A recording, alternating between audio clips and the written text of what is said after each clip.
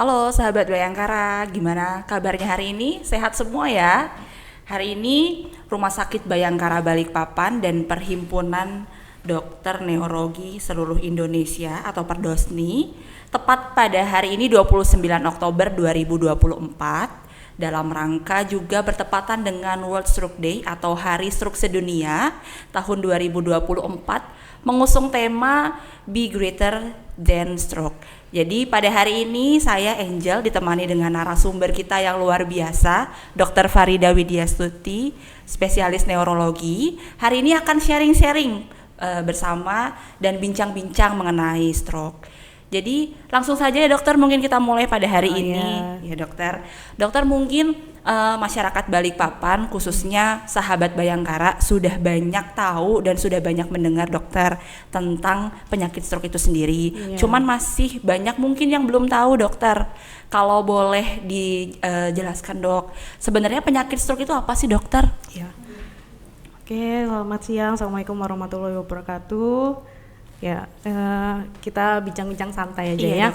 Dokter Angel kan sebagai dokter umum ya. Iya dokter. Pasti banyak menemui juga kasus di IGD ya, terutama ya di IGD. Paling banyak kasus saraf memang stroke ya. Stroke betul dokter. Ya, jadi stroke ini memang masih menjadi momok ya, terutama di kami ya sebagai neurologi. Memang masih banyak sekali kasus stroke yang bermunculan gitu. Jadi memang kemudian hari ini bertepatan dengan Hari Stroke Sedunia. Jadi kita ingin menyampaikan lagi edukasi masyarakat supaya lebih mengenal apa itu stroke ya. Jadi stroke itu apa? Stroke itu adalah suatu kondisi ya atau keadaan di mana terjadi gangguan saraf yang berlangsung cepat atau mendadak. Jadi kata kuncinya itu yang pertama adalah mendadak ya, onsetnya mendadak. Mendadak itu maksudnya misalnya kemarin pasiennya masih bisa aktivitas, masih bisa jalan biasa aja, masih bisa kerja, tiba-tiba keesokan paginya bangun kok nggak bisa gerak. Nah itu namanya mendadak ya. Jadi stroke itu pasti mendadak.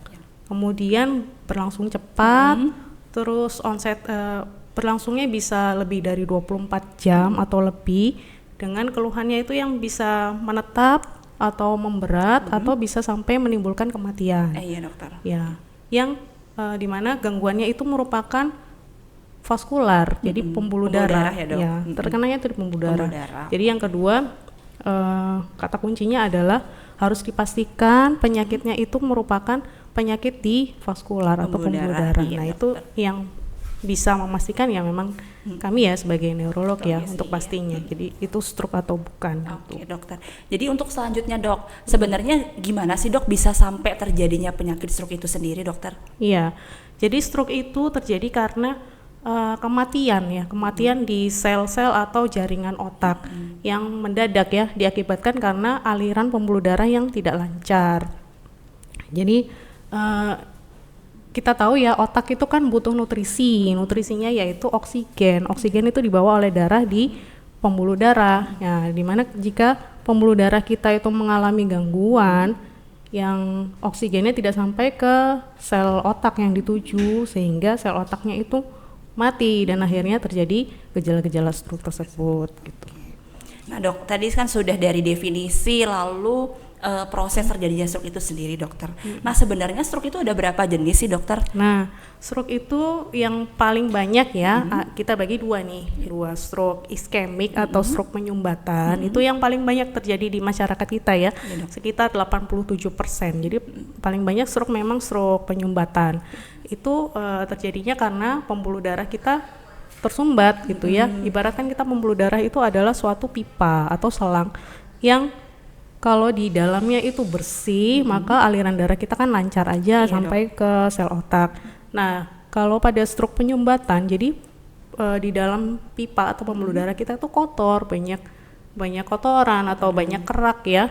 Salah satu pemicu keraknya itu yaitu penumpukan lemak atau kolesterol. Nah, sehingga pembuluh darah kita menyempit, akhirnya aliran darah tidak lancar dan oksigen tidak sampai ke sel otak. Ya, itu terjadi stroke iskemik atau stroke penyumbatan. Yang kedua yaitu stroke hemoragik atau stroke perdarahan. Nah, stroke perdarahan ini jadi pembuluh darah kita tuh pecah ya, pecah. Kenapa bisa pecah? Karena tekanannya terlalu tinggi, yaitu hipertensi ya, hipertensi yang tidak terkontrol. Misalnya tensinya 250 gitu ya. Jadi pembuluh darah kita sudah nggak mampu lagi karena tekanannya terlalu tinggi, akhirnya pecah, darahnya keluar. Nah, darah keluar itu kan akhirnya membentuk bekuan darah. Nah, bekuan darah itu yang akhirnya menekan jaringan otak yang masih sehat ya awalnya ya. Jadi menekan, akhirnya jaringan yang tertekan itu yang mati sama, jadi bisa menimbulkan gejala-gejala stroke. Jadi ada dua ya jenis stroke ya, stroke iskemik atau penyumbatan. Yang kedua stroke hemoragik atau perdarahan ya dok ya. Nah ini taunya kita bisa membedakan dua jenis ini dari CT scan kepala gitu. Iya. Jadi ada dua ya dokter ya, penyumbatan dan juga keperdarahan ya dok. Nah untuk selanjutnya dok, faktor resiko apa aja sih dok yang bisa meningkatkan seseorang itu terkena penyakit stroke ini dok?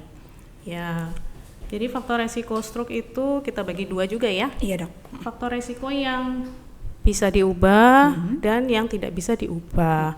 Yang bisa diubah ini yang lebih banyak sebenarnya. Jadi kita sebenarnya bisa mencegah stroke itu ya. Karena faktor resiko yang bisa diubah itu lebih banyak. Salah satunya hipertensi tadi ya. Jadi tensi di atas 120/80 itu sudah dikatakan sebagai hipertensi. Kemudian diabetes, lalu kolesterol ya, hiperkolesterol. Kemudian merokok ya. Merokok, aktivitas fisik yang kurang, kemudian berat badan yang berlebih atau obes. Lalu yang terakhir adalah diet yang kurang baik ya. Itu faktor resiko yang bisa kita diubah ya dok ya. Kita ubah. Makanya itu lebih banyak daripada yang tidak bisa diubah. Contohnya tidak bisa diubah itu yang pertama jenis kelamin laki-laki ya. Jadi mohon maaf memang bapak-bapak ini lebih beresiko rentan ya dok ya, karena hormon-hormon wanita itu lebih protektif terhadap vaskular kita gitu. Iya, dok. Yang kedua usia ya, usia di atas 55 tahun ini memang lebih rentan terkena stroke karena secara fungsi pembuluh darah itu memang sudah berbeda ya. Jadi pembuluh darahnya itu lebih tidak elastis, kemudian lebih mudah terbentuk plak sehingga lebih rentan terkena stroke. Yang ketiga memang ada genetik ya. Jadi stroke itu memang bisa diturunkan. Jadi misalnya riwayat keluarga kita ayah, ibu ada yang stroke gitu ya. Itu bisa memang secara genetik ada stroke yang bisa diturunkan, tapi itu kecil kemungkinan epidemiologinya kecil ya, sangat kecil untuk stroke yang genetik ini. Jadi lebih banyak faktor resiko yang bisa kita modifikasi ya, supaya tidak terkena stroke gitu. Iya. Tadi dua ya dok ya, faktor resiko yang bisa dimodifikasi sama yang sudah memang dimiliki seseorang ya dok. Nah, sekarang dok yang harus diwaspadai nih sama sahabat Bayangkara dok, gejala apa aja sih dok yang bisa diwaspadai, tanda-tanda dari stroke itu sendiri dokter? Iya.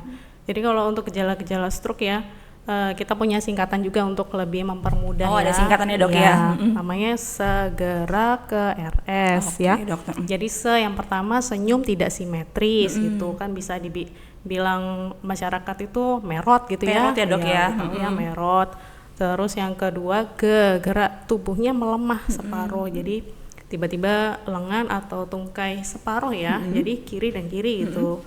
Tiba-tiba tidak bisa bergerak ya, dok, atau bergeraknya lebih lambat gitu ya. Kemudian ra itu bicara pelo, jadi bicaranya nggak jelas gitu ya. Pelo itu seperti misalnya RRL tidak jelas gitu ya, ular gitu ya, itu bicara pelo. Kemudian ya, segera ke itu kebas sesisi ya, jadi sama seperti kelemahan tadi ya. Lengan kiri dan tungkai kiri kebas gitu, disertai biasanya wajah juga bisa ya, wajah sebelah kiri. Kemudian ra itu rabun. Jadi rabun yang mendadak. Jadi stroke itu ternyata tidak hanya di otak ya, di mata juga bisa dibilang stroke ya. Iya dokter. Kena arteri di retina ya. Iya, jadi rabun yang bagaimana? Rabun yang mendadak. Jadi tiba-tiba tidak bisa melihat mata sebelah kiri atau sebelah kanan gitu ya. Nah, itu salah satu gejala stroke. Kemudian S yang terakhir itu adalah sakit kepala. Sakit kepala yang bagaimana? Sakit kepala yang hebat, yang tidak pernah dirasakan pasien itu sebelumnya gitu. Jadi sakit kepalanya sangat berat sekali, yang sampai bisa juga disertai dengan keluhan lainnya, misalnya muntah atau mulai tidak sadar gitu ya. Gejala-gejala lainnya tentu juga banyak, misalnya seperti gangguan keseimbangan gitu mendadak ya. Itu yang sering terjadi di masyarakat. Tapi untuk lebih pastinya mengetahui ini stroke atau bukan, bisa berdiskusi dengan neurologi ya. Dokter. Oke, dokter. Jadi tadi segera ke RS ya, Dok ya. Iya, singkatannya itu. Lalu terjadinya secara mendadak atau tiba-tiba ya, dokter ya. Oke. Nah, Dok, kalau misalnya tadi seseorang sudah ada salah satu nih dari gejala-gejala tadi, apa sih, Dok, yang harus dilakukan segera, Dok? Ya, tadi mungkin nambahkan ya, untuk boleh, gejalanya itu tidak perlu terjadi semuanya ya, jadi salah satu aja atau bisa kombinasi juga bisa sih. Iya, Dok. Ya, kalau misalkan ada ditemukan gejala-gejala tersebut ya, seperti singkatannya itu ya, jadi segera ke RS. Jadi harus segera ya, jangan menunggu nanti juga baik lagi gitu, atau menunggu pagi lah, misalnya terjadinya malam gitu ya, menunggu pagi aja atau menunggu keluarga yang lain yang bisa mengantar. Jangan, jadi harus segera ke RS. Nah, segera itu kalau bisa ke rumah sakit memang ya, rumah sakit terutama yang memiliki fasilitas CT scan kepala, sehingga kita bisa segera mendiagnosis yaitu stroke yang tipe apa gitu ya. Begitu. Oke. Jadi harus langsung ya, Dok ya, ke rumah sakit yang punya pemeriksaan penunjang yang lengkap, khususnya CT scan ya, dokter ya. Salah satunya Bayangkara ya. Rumah sakit Bayangkara ini. Oke. Dokter, mungkin yang terakhir, Dok, boleh disampaikan ke sahabat Bayangkara, Dok. Pencegahan apa aja sih, Dok, yang harus dilakukan supaya bisa terhindar dari penyakit stroke ini, dokter? Ya, itu tadi ya faktor resiko yang bisa kita ubah ya.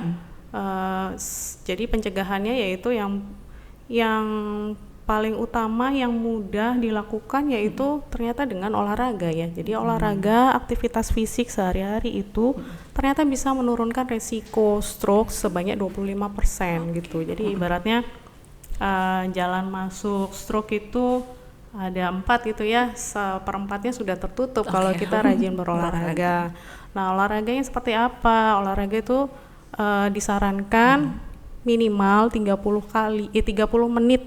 30 menit sehari. Setiap hari, Dok? 5 kali seminggu. Jadi totalnya 150 menit seminggu ya. Itu kalau misalnya kita masih merasa sulit gitu ya, itu bisa juga kita potong-potong gitu sesinya. Misalnya kan 30 menit sehari ya. Misalnya pagi kita jalan 10 menit, kemudian sore 10 menit, malam 10 menit itu bisa. Yang penting ya totalnya sekitar itu ya 150 menit seminggu dalam ya. Seminggu ya, Dok? Iya. Terus itu untuk olahraga ya, kalau bisa, kalau mau lebih advance lagi bisa ditambah latihan angkat beban 2 kali seminggu gitu. Untuk aktivitas fisik yang bisa kita lakukan ya sehari-hari, misalnya kita lebih memilih naik tangga gitu ya daripada naik lift. Ya, itu salah satunya. Kemudian untuk aktivitas di rumah yang bisa dilakukan ya, misalnya bersih-bersih atau ya menyapu, itu yang masih bisa kita lakukan sendiri. Itu bisa kita lakukan untuk istilahnya bergerak gitu ya. Kalau misalnya kita kantoran gitu ya, itu masih bisa kita sambil bergerak itu, misalnya kakinya digerakkan begini ya, olahraga, atau sambil angkat kuah gitu ya, kuah juga bisa gitu, dibanding kita ketik-ketik gitu ya, istirahat sebentar 10 menit untuk sambil angkat. Nah, itu juga bisa salah satu pencegahan yang bisa ya, kita lakukan ya. Jadi sesuai tema stroke tahun ini ya, jadi kita harus lebih aktif bergerak supaya dapat mencegah stroke. Karena stroke ini memang masih ya, momok tadi ya, dikatakan sekarang itu setiap 3 detik itu ada 1 kasus baru stroke. Ini kita udah bicara berapa menit nih ya, berarti udah berapa kasus stroke yang terjadi. Kemudian kasusnya juga meningkat 50% dalam 17 tahun terakhir ini. Jadi semakin bertambah ya dok kasusnya setiap tahunnya dokter ya. Sementara stroke ini kan masih menjadi kematian nomor 2 ya di dunia, terbesar gitu. Penyebab kematian nomor 2 terbesar di dunia dan penyebab kecacatan nomor 1 di dunia gitu. Jadi kalau misalnya jantung gitu ya. Jantung kan pilihannya ya hidup atau mati gitu ya. Nah, tapi kalau stroke itu pilihannya 3, hidup, mati atau cacatan gitu. Kan kita harapannya kan nggak sampai ya. Karena kecacatan itu juga beban moral bagi pasien, bagi keluarga juga pasien, ya dok ya. Keluarga besar semuanya terpengaruh dengan ini ya, kehidupan pasien stroke itu. Sehari-harinya ya dokter ya berpengaruh. Oke dokter, mungkin tadi pertanyaan terakhir dokter ya. Jadi kalau misal saya simpulkan sedikit dok, bahwa setiap orang itu sebenarnya beresiko ya dokter terkena stroke ini, tapi dengan mengambil langkah-langkah mulai dari hal sederhana tadi seperti aktivitas di rumah yang bisa dilakukan itu dapat mencegah stroke ya dokter. Nah terus perlu waspada juga ya dok tadi, terutama tanda-tanda segera ke RS singkatan yang tadi, dan harus cepat untuk datang ke rumah sakit karena stroke itu merupakan kegawatan ya dok. Karena setiap menit itu sangat berharga dalam penyakit stroke ini ya dokter ya. Mungkin ada yang mau ditambahkan lagi dokter buat sahabat Bayangkara dok? Ya semoga kita semua sehat-sehat ya, dilindungi oleh Allah. Kemudian kita juga tetap menjaga aktif untuk aktivitas fisik sehari-hari ditambah dengan berolahraga supaya kita terhindar dari penyakit stroke. Oke, ya dokter, mungkin terima kasih banyak atas waktu dan informasinya yang sudah diberikan hari ini ya dokter. Iya terima kasih dokter. Sahabat Bayangkara, mungkin hari ini yang bisa kita sampaikan dari bincang-bincang dalam rangka Hari Stroke Sedunia tahun 2024 ini, jangan lupa lakukan aktivitas fisik sesederhana apapun karena dapat mencegah penyakit stroke itu sendiri. Saya Angel dan Dokter Farida pamit undur diri. Salam sehat, sampai jumpa lagi.